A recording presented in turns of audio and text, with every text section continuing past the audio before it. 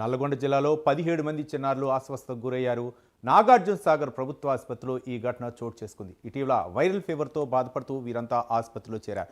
చిన్నపిల్లల వార్డులో రోజులాగే పిల్లలకు వైద్యులు ఇంజెక్షన్ ఇచ్చారు. దీంతో అరగంట తర్వాత వారికి వాంతులు విరోచనాలు అయ్యాయి. ప్రస్తుతం బాధితులు చిన్నారులకు ఐసీయూలో చికిత్స అందిస్తున్నారు. ఒక ఇంజెక్షన్ బదులు మరొకటి ఇచ్చారని వైద్యులతో తల్లిదండ్రులు వాగ్వాదానికి దిగారు. ప్రస్తుతం చిన్నారుల ఆరోగ్య పరిస్థితి నిలకడగా ఉందని వైద్యులు తెలిపారు. దీనిపై మరింత సమాచారం మా కరెస్పాండెంట్ చంద్రశేఖర్ అందిస్తారు. చంద్రశేఖర్. రవి, నాగార్జున సాగర్ నియోజకవర్గంలో ఉన్న ప్రభుత్వ దవాఖానలో అయితే ఇంజెక్షన్ వికటించి 17 మంది చిన్నారులకైతే అస్వస్థతకు గురయ్యారని చెప్పుకోవచ్చు. మొత్తంగా ప్రభుత్వ హాస్పిటల్ ఏదైతే ఉంటుందో ప్రభుత్వ హాస్పిటల్లో పిల్లల వార్డులో ఈ రోజు తెల్లవారుజామున ఏదైతే ఉంటుందో రోజు మాదిరిగానే అయితే రాత్రి పిల్లలకు ఇంజెక్షన్ ఇచ్చిన సంఘటన కనపడుతుంది. అయితే వైద్యం వికటించి ఇంజెక్షన్ ఇచ్చిన 30 నిమిషాల్లో అయితే పిల్లలు విపరీతమైన జ్వరము, వాంతులు, విరోచనాలు లాంటి సింటమ్స్ కనపడ్డాయని చెప్తున్నారు. రాత్రి నుండి ఇప్పటి వరకు అయితే పిల్లలకు వాంతులు, విరోచనాలు తగ్గకుండా ఐసీయూలో అయితే ఉంచి ట్రీట్మెంట్ చేస్తున్న పరిస్థితి కనపడుతుంది. హాస్పిటల్ సిబ్బంది వీళ్ళని ఐసీయూలో ఉంచి ట్రీట్మెంట్ చేస్తున్న పరిస్థితి కనపడుతుంది. అయితే జ్వరం ఇంజెక్షన్ బదులు వేరే ఇంజెక్షన్ ఇచ్చారంటూ డ్యూటీ డాక్టర్లతో అయితే పేరెంట్స్ వాగ్వాదానికి దిగిన పరిస్థితి అయితే కనపడుతుంది. మొత్తంగా నాగార్జున సాగర్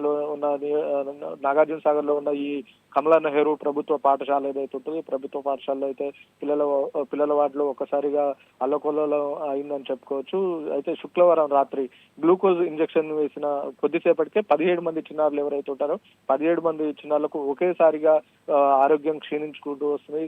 చలితో కూడిన జ్వరం, వాంతులు, విరోచనాలు, పిల్లల పరిస్థితి వేగంగా మారడంతో అయితే వైద్యులు అయితే కొద్దిగా ఇబ్బంది పడిన పరిస్థితి అయితే కనపడుతుంది. మొత్తంగా అప్రమత్తమైన డాక్టర్లు ఎవరైతే ఉంటారో 17 మంది చిన్నారులకు ఐసీయూలో ఉంచి వెంటనే చికిత్స స్టార్ట్ చేయడం కూడా జరిగింది. పిల్లల పరిస్థితి చూసి తల్లిదండ్రులు అయితే తీవ్ర ఆందోళన చెందారు. ఆసుపత్రి ప్రాంగణం ఏదైతే ఉంటుందో ప్రాంగణం వద్ద ఆగ్రహంతో ఆర్తనాదాలు చేసిన పరిస్థితి కూడా కనపడుతుంది.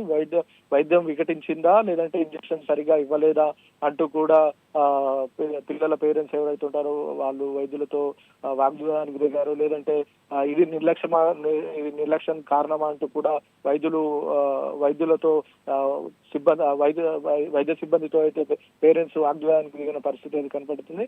ఇది అనేది ఇప్పటికైనా స్వస్థత రాలేదు. అంటే ఇది ఎక్కడ లోపం ఉన్నది స్వస్థత ఇంకా రాలేకుండా ఉన్నదని కూడా పేరెంట్స్ చెప్తున్న పరిస్థితి కనపడుతుంది. మొత్తంగా తల్లిదండ్రులు మాత్రం డ్యూటీ డాక్టర్లు సిబ్బందిపై అయితే కఠిన చర్యలు తీసుకోవాలని డిమాండ్ చేస్తున్న పరిస్థితి కనపడుతుంది. ఆసుపత్రిలో భద్రతా ఏర్పాట్లు పెంచి అధికారులు మరియు ఘటనపై విచారణ కూడా చేపట్టాలని చెప్పేసి ఈ తల్లిదండ్రులు ఎవరైతే ఉన్నారో వాళ్ళు డిమాండ్ చేస్తున్న పరిస్థితి కనపడుతుంది. Ravi, right, thank you Shankar.